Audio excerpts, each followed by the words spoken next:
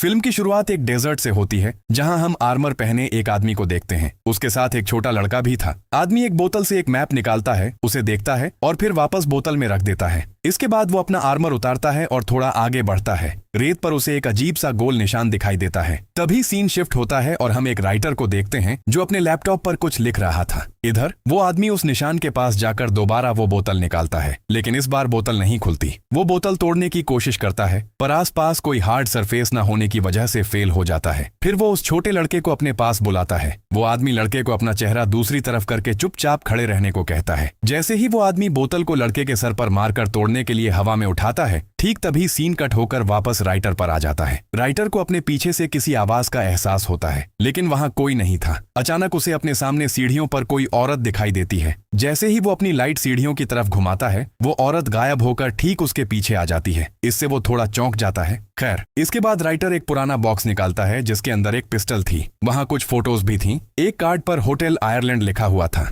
अगले सीन में दिखाया जाता है कि ओम बोमैन नाम का वो राइटर होटल आयरलैंड के लिए निकल चुका है। होटल पहुंचकर जैसे ही वो गाड़ी से उतरकर अंदर जाने लगता है, उसकी नजर एक आदमी पर पड़ती है जिसने अभी अभी एक बकरी को गोली मारकर गिरा दिया था। ओम उससे पूछता है कि उसने उसे गोली क्यों मारी। वो आदमी जवाब देता है कि ये पैरासाइट्स की तरह होते हैं, गाड़ियों पर कूदकर उनका पेंट खराब कर देते हैं और ये इतने जिद्दी होते हैं कि पानी डालने पर भी नहीं भागते। होटल के अंदर एक बूढ़ा आदमी दो बच्चों को एक पुरानी हॉरर फोक टेल सुना रहा था। बहुत पहले एक जंगल की छोटी सी झोपड़ी में एक चुड़ैल रहती थी। वो राहगीरों पर जादू करके उन्हें भटकाती थी और कैद करके पाताल लोक की सैर करवाती थी। कभी कभी अंधेरे से बड़े बड़े नाखून निकलते थे और उन कैदियों के जिस्म को नोच लेते थे। ओम वहां आकर उस बूढ़े आदमी को बच्चों को डराने से मना करता है। इसी बीच रिसेप्शन पर मिस्टर मेल आता है। वो बूढ़ा आदमी मेल को मैन ईटर कहकर गाली देता है और कस्टमर से माफी मांगने को कहता है। मिस्टर कॉब नाम का वो बूढ़ा आदमी बताता है कि वो ही इस जगह का मालिक है। खैर, ओम एक हफ्ते के लिए यहाँ चेक इन कर लेता है। मेल उसे खाने की टाइमिंग्स और कल रात होने वाली हैलोवीन पार्टी के बारे में बताता है। बोमैन खुद को एक ऑथर के तौर पर इंट्रोड्यूस करता है। वो कहता है कि उसे एक ऐसा रूम चाहिए जो शोर शराबे से दूर हो ताकि वो शांति से अपना काम कर सके। मेल को लगता है कि बोमैन नाम उसने पहले कहीं सुना है या जाना पहचाना है। मेल बताता है कि उसका बेटा राइटर बोमैन का बहुत बड़ा फैन है। वो बोमैन को एक सेलिब्रिटी की तरह रिस्पेक्ट देता है और हर तरह की मदद का वादा करता है।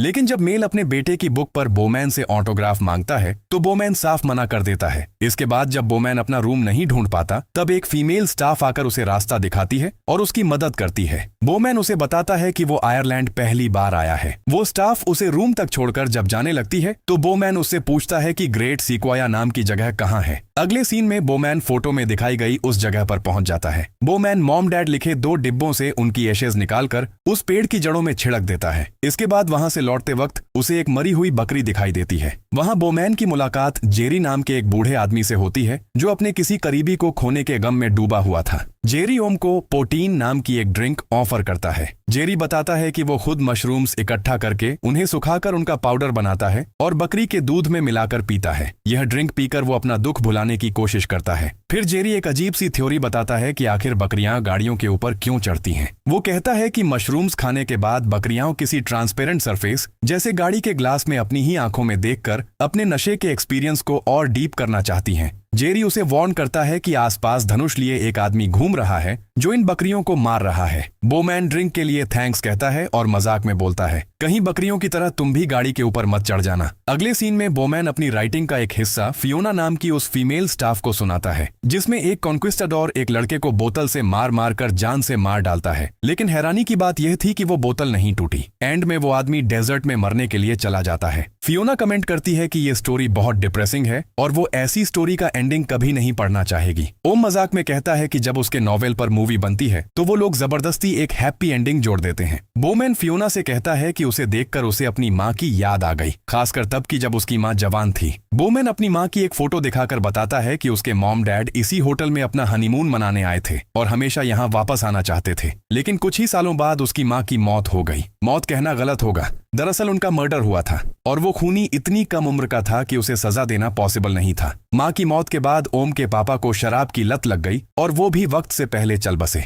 ओम अपने मॉम डैड की एशेज लेकर इस होटल में आया है क्योंकि यहाँ बिताए गए पल उनकी लाइफ के सबसे हैप्पी मोमेंट्स थे। बोमैन नोटिस करता है कि होटल का हनीमून स्वीट बंद है। फियोना बताती है कि वो स्वीट एक विच की वजह से श्रापित है। सुना है कि मिस्टर कॉब ने उस विच को वहां कैद कर रखा है। फियोना बताती है कि उसने मेल को चाबी चुराने को कहा था ताकि वो देख सके कि अंदर क्या है, लेकिन मेल अपने ससुर मिस्टर कॉब से इतना डरता है कि उसमें चाबी लाने की हिम्मत ही नहीं हुई। फियोना उस विच को देखने में इंटरेस्ट दिखाती है और वहाँ की लोकल फोकलोर पर बात होती है। फियोना कहती है कि अगर विच पीछा करे तो चौक से एक सर्कल बना लेना चाहिए। ओम टोंट मारते हुए कहता है कि अगर उसने विच को देखा तो वो चौक के बजाय एक साइकेट्रिस्ट को ढूंढेगा। ठीक तभी एल्बी नाम के एक आदमी को देखकर फियोना उससे कहती है कि वो विच के साथ अपना खौफनाक एक्सपीरियंस शेयर करे। एल्बी अपने उस मिस्टीरियस एक्सपीरियंस के बारे में बताने लगता है। फ्लैशबैक में दिखाया जाता है कि एल्बी उस बंद हनीमून स्वीट के सामने अपना काम कर रहा था। तभी अचानक उसके सर से उसकी टोपी नीचे गिर जाती है। वो एक लाइटर जलाकर चेक करता है। अचानक एक आवाज सुनकर वो डर के मारे भाग आता है। ओम इस स्टोरी को होकम यानी बकवास बताता है, लेकिन फियोना कहती है कि उसे एल्बी पर भरोसा है। इसके बाद फियोना एक डिलीवरी साइन करने चली जाती है। एल्बी ओम से पूछता है कि क्या उसे यहाँ का स्टे अच्छा लग रहा है। एल्बी ओम को बताता है कि वो ओम की बुक के कैरेक्टर्स के साथ अपनी लाइफ को रिलेट कर पाता है। ओम जवाब देता है कि उसकी बुक के कैरेक्टर्स बेसिकली मेंटली डिस्टर्ब्ड और डेस्परेट लोग होते हैं, इसलिए उनसे रिलेट करना कोई अच्छी बात नहीं है। एल्बी जब ओम की आइडिया नोटबुक को लेकर क्यूरियोसिटी दिखाता है तो ओम उसका मजाक उड़ाता है। ओम कहता है कि एल्बी को देखकर उसके दिमाग में एक नए कैरेक्टर का आइडिया आया है, एक ऐसा इंसान जिसकी कोई पर्सनालिटी नहीं है और जो सिचुएशन की सीरियसनेस को समझ ही नहीं पाता। एल्बी जानना चाहता है कि क्या ओम अपनी फेमस कॉन्क्विस्टाडोर ट्रिलॉजी का आखिरी पार्ट लिख रहा है।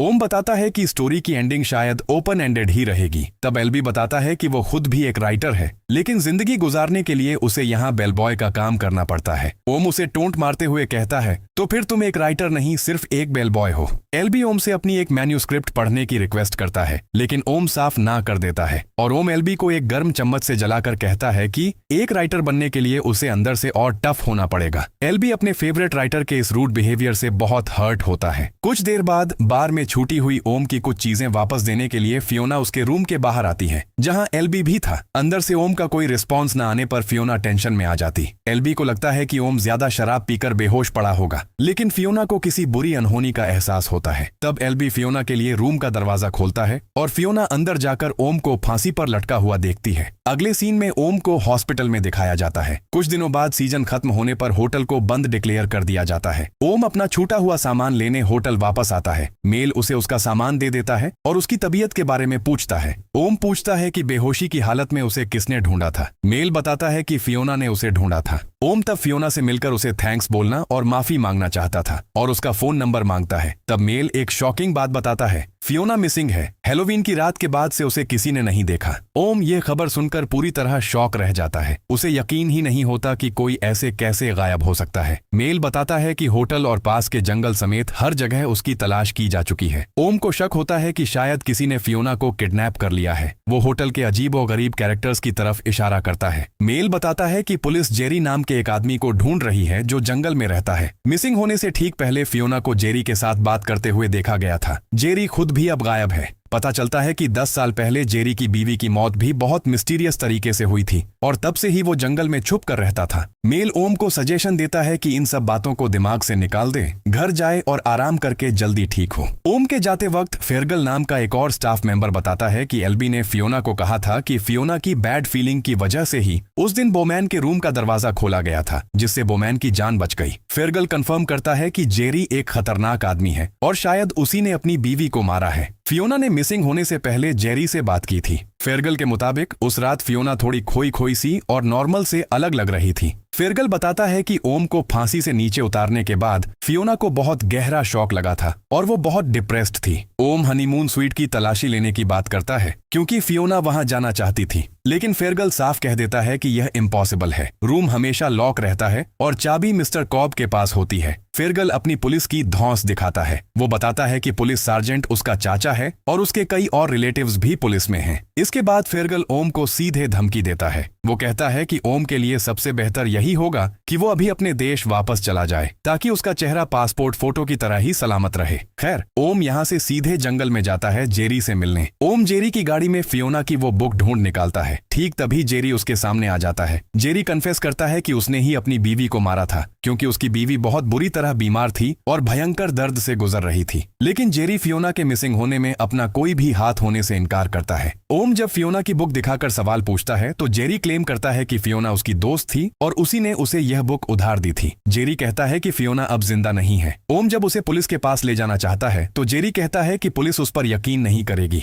जेरी फियोना को मरा हुआ मानने का रीजन एक्सप्लेन करता है। वो बताता है कि 2 रात पहले मेल के ऑफिस में मेडिसिन चुराने के वक्त उसने फियोना की आत्मा को देखा था। जेरी आगे बताता है कि फियोना की आत्मा एक पुरानी मैकेनिकल बेल की तरफ इशारा कर रही थी जो सीधे हनीमून स्वीट से जुड़ी हुई है। जेरी को लगता है कि फियोना उसे उस रूम में जाने का इशारा दे रही थी। जेरी अब होटल के पूरी तरह खाली होने का वेट कर रहा है ताकि वो वहां जाकर सच का पता लगा सके। ओम जब हनीमून स्वीट की चाबी के बारे में पूछता है तो जेरी बताता है कि उसने मिस्टर कॉब के घर में घुसकर वो चाबी चुरा ली है। ओम सोचता है कि अगर चाबी कॉब के पास ही थी तो फियोना उस रूम में गई कैसे। जेरी को शक है कि शायद किसी ने चाबी चुराकर फियोना को वहां कैद किया और फिर चाबी वापस उसकी जगह पर रख दी। ओम अकेला जाकर रूम चेक करना चाहता है लेकिन जेरी उसे वार्न करता है कि फेरगल या मेल के वहां होते हुए गेट के पास जाना इम्पॉसिबल है। इसलिए वो रात तक वेट करने का फैसला करते हैं जब होटल पूरी तरह खाली हो जाएगा। जेरी ओम से उसके साथ चलने की रिक्वेस्ट करता है क्योंकि उसे अकेले वहां जाने में डर लग रहा है। जेरी का मानना है कि यह दुनिया सिर्फ खून और मांस की नहीं है। जो लोग अपना माइंड ओपन रखते हैं सिर्फ वही अनदेखी चीजों को देख पाते हैं। ओम जेरी से पूछता है कि क्या उसने सच में फियोना का भूत देखा था या फिर मैजिक मिल्क पीकर उसे कोई वहम हुआ है। जेरी क्लेम करता है कि उस ड्रिंक ने ही उसके माइंड को ओपन किया था जिसकी वजह से वो फियोना को देख पाया। जेरी अपनी इमोशनल कहानी सुनाता है कि कैसे उसकी मरी हुई बीवी की आत्मा ने उसे दर्शन दिए थे और उसके दर्द को खत्म करने के लिए उसे थैंक्स कहा था। ओम इन सब बातों पर यकीन नहीं करना चाहता। जेरी पूरे कॉन्फिडेंस के साथ कहता है कि ऊपर जाकर फियोना को ढूंढ लेने के बाद ओम खुद सब कुछ मान जाएगा। खैर आखिरी गाड़ी के जाने के बाद वो दोनों होटल की तरफ निकल पड़ते हैं। अचानक एक आवाज सुनाई देती है। जेरी सेल्फ डिफेंस के लिए अपना धनुष लेने जाता है। जैसे ही जेरी वो उठाता है फेरगल वहां आ जाता है। उसने जेरी को पकड़ लिया था और वो पुलिस स्टेशन में फोन करके बताता है कि वो जेरी को अरेस्ट करके ला रहा है। ओम छुपकर यह सब सुन लेता है। जेरी के पकड़े जाने के बाद ओम अकेला पड़ जाता है। फेरगल जेरी को गाड़ी में बिठाकर ले जाता है। अचानक फिर से हनीमून स्वीट की बेल बज उठती है। तब ओम अकेला ही हनीमून स्वीट के अंदर चला जाता है। गेट खोलकर वो लिफ्ट में बैठता है और उस श्रापित फ्लोर पर पहुंच जाता है। ओम एक रूम में एंटर करता है और अचानक घंटी बजने की आवाज से बुरी तरह चौंक जाता है। खैर ओम उस रूम की तलाशी लेता है। इसके बाद एक घड़ी की आवाज सुनाई देती है। तब एक फ्लैशबैक में छोटे ओम को दिखाया जाता है। अचानक गोली चलने की आवाज आती है और उसकी माँ आकर उसे गले लगा लेती है। ठीक तभी होटल का मैनेजर मेल आकर ओम को होश में लाता है। मेल बताता है कि मिस्टर कॉब ने उसे चाबी चोरी होने की बात बताया था जिससे मेल यहाँ चेक करने आया है। ओम उसे चाबी देकर बताता है कि जेरी यह चाबी लाया था और फेरगल जेरी को पकड़कर पुलिस के पास ले गया है। ओम कहता है कि फियोना ने उसकी जान बचाई थी इसलिए वो फियोना को ढूंढने आया है। मेल उसे समझाने की कोशिश करता है कि यहाँ रुकना सेफ नहीं है। अगर पकड़े गए तो बहुत बड़ी मुसीबत हो जाएगी। वो ओम को गाड़ी तक छोड़ने का ऑफर देता है। ओम के जाने से पहले उसे वहाँ एक अजीब सी आवाज सुनाई देती है। जब वो रूम को ठीक से देखना चाहता है तो मेल बहुत इरिटेट और डर जाता है। वो कहता है कि मिस्टर कॉब इन सब मैटर्स में बहुत स्ट्रिक्ट हैं और अगर ओम यहाँ रुका तो मेल की जॉब चली जाएगी। ओम को वहाँ एक छुपा हुआ रास्ता मिल जाता है। मेल बुरी तरह नर्वस होकर क्लेम करता है कि वहाँ एक पुराना बेसमेंट था जो रेनोवेशन के वक्त बंद कर दिया गया था और अब वहाँ कुछ नहीं है। ओम जैसे ही लिफ्ट का स्विच प्रेस करता है मेल गुस्से में आ जाता है। वो ओम को धमकी देता है कि अगर वो अभी के अभी इस फ्लोर से नहीं गया तो वो उसे पुलिस के हवाले कर देगा। ठीक तभी डम्बवेटर से फियोना की डेड बॉडी ऊपर आती है। ओम जब तक कुछ समझ पाता मेल जल्दी से बाहर निकल जाता है और दरवाजे पर लॉक लगा देता है। ओम अंदर ही फंस जाता है और मेल वहां से अपनी गाड़ी स्टार्ट करके निकल जाता है। ओम को अपना ही एक पुराना डायलॉग याद आता है जहां वो एक ऐसे कैरेक्टर के बारे में बता रहा था जो सिचुएशन की सीरियसनेस को समझ ही नहीं पाता। अब ओम खुद उसी सिचुएशन में फंस चुका है। तब एक फ्लैशबैक में हैलोवीन पार्टी का सीन दिखाया जाता है। फियोना ओम के बारे में सोच रही थी। मेल फियोना को चाय पीने के लिए कहता है। चाय पीते ही फियोना की तबीयत खराब होने लगती है और वो चक्कर खाकर बेहोश हो जाती है। मेल तब बेहोश फियोना को हनीमून स्वीट में ले आता है और फियोना को डम्ब वेटर में बिठाकर बेसमेंट में नीचे भेज देता है। सीन प्रेजेंट में वापस आता है तो ओम को फियोना का रिकॉर्ड किया हुआ एक वॉइस मैसेज मिलता है। फियोना उसमें बताती है कि उसका नाम फियोना क्रोटी है और वो होटल के बेसमेंट में कैद है। वो प्रेग्नेंट है और होटल का मैनेजर मेल ही उस बच्चे का बाप है। मेल यह बच्चा नहीं चाहता था और अपनी बीवी और ससुर के सामने पकड़े जाने के डर से उसने फियोना को यहाँ कैद कर लिया है और उसे मारने की कोशिश कर रहा है। ओम को एक सीक्रेट डोर मिलता है और जैसे ही वो उसे खोलने की कोशिश करता है उसे अपने पीछे किसी के फुसफुसाने की आवाज सुनाई देती है। खैर, ओम उस दरवाजे को खोलने पर अपना पूरा फोकस रखता है। दूसरी तरफ गाड़ी के अंदर जेरी को होश आ जाता है और वो अपने हाथों की रस्सी खोल लेता है। वो किसी तरह गाड़ी से भागने की कोशिश कर रहा है। इधर ओम एक स्क्रू खोलने में कामयाब हो जाता है। ठीक तभी उसके पीछे एक औरत दिखाई देती है। खैर, ओम इसे भी इग्नोर करता है और फिर से स्क्रू खोलने की कोशिश करता है, लेकिन इस स्क्रू को खोलने के लिए उसके पास कोई टूल नहीं था। तभी दोबारा वो घड़ी बज उठती है। अचानक ओम के पीछे एक औरत को चलते हुए देखा जाता है। तभी अचानक सारी लाइट्स ऑफ हो जाती हैं और एक पुराने टीवी के चलने की आवाज सुनाई देती है। उसमें ओम के बचपन का लिखा हुआ एक लेटर पढ़ा जा रहा था। यहीं पर ओम की लाइफ का सबसे बड़ा और खौफनाक सच रिवील होता है।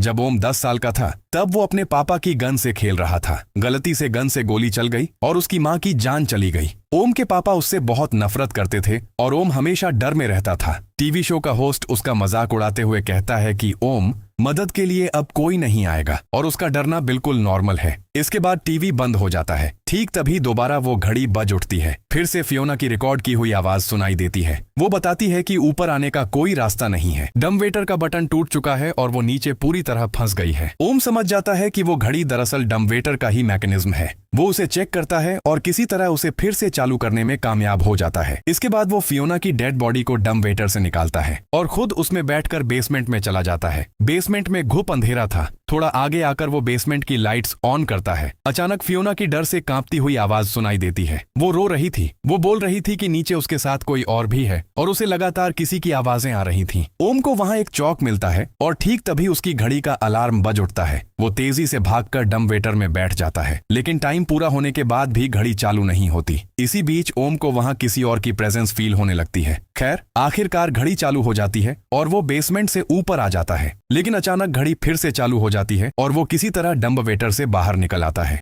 फिर ओम डम्बवेटर को चेक करने जाता है और नीचे से एक विच को ऊपर आते देखकर तुरंत दरवाजा बंद कर देता है। ओम डर के मारे छुपने की जगह ढूंढने लगता है। दूसरी तरफ विच के लगातार बड़बड़ाने और भयानक हंसी की आवाज सुनाई दे रही थी। ओम अपनी जान बचाने के लिए चौक निकालता है और बेड के चारों तरफ एक गोल सर्कल बनाकर बेड पर चढ़ जाता है। फिर वो विच आकर बेड के चारों तरफ घूमने लगती है। सीन यहाँ कट होता है और सीधे अगले दिन सुबह पर आ जाता है। मेल होटल आता है। वो अंदर आकर जेरी को हनीमून स्वीट के गेट के सामने देखता है। जेरी मेल से मदद मांगता है। जेरी कहता है कि उसे ऊपर जाना ही पड़ेगा। मेल हैरान होने का नाटक करते हुए पूछता है क्यों, तो जेरी जवाब देता है कि अमेरिकन राइटर ओम ऊपर है। मेल क्लेम करता है कि ओम वहां नहीं है। मेल बताता है कि जब वो ऊपर गया था तो उसने ओम को पूरी तरह नशे में धुत देखा था। तब उसने ओम को नीचे लाकर एक टैक्सी में बिठाकर एयरपोर्ट भेज दिया था। जेरी जब फियोना के बारे में पूछता है तो मेल कहता है कि वो वहां नहीं मिली। सीन कट होता है और ओम को दिखाया जाता है जो उसी बेड पर सो रहा था। ओम की आंख खुलती है और सिचुएशन को नॉर्मल देखकर वो बेड से नीचे उतरकर उस सर्कल के बाहर आता है। ओम विंडो से बाहर मेल की गाड़ी देखता है। इधर जेरी मेल की बातों पर विश्वास नहीं करना चाहता। जेरी कहता है कि फियोना चाहती है कि वो ऊपर जाए और वो अपनी आंखों से सच देखना चाहता है। मेल उसे बार बार समझाने की कोशिश करता है कि रूम छोटा है और उसने हर जगह ढूंढ लिया है, फियोना वहां नहीं है।